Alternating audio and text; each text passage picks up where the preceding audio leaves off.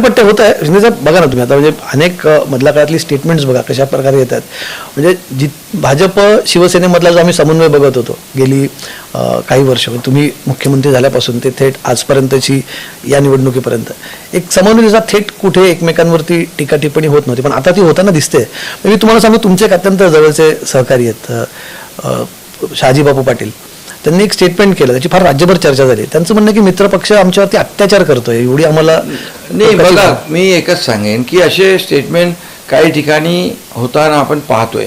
एक तिथली परिस्थिती, समोरून जो त्यांचा प्रतिस्पर्धी उमेदवार आहे त्यांनी काय स्टेटमेंट केलं आहे, तिथल्या नेत्यांनी काय स्टेटमेंट केलं, त्यावर हे सगळं ॲक्शन रिॲक्शन असते. पण आम्ही वरिष्ठ पातळीवर, मुख्यमंत्री असतील, मी असेन, अजितदादा असतील, की आम्ही ठरवलं आहे की टोकाचा कुठलाही आरोप प्रत्यारोप, टोकाची भूमिका घ्यायची नाही. शेवटी आम्ही लोकांशी बांधील आहोत. सरकार, लोकांनी महायुतीचं सरकार का निवडून दिलं, एवढं लँडस्लाईड मॅन्डेट का दिलं?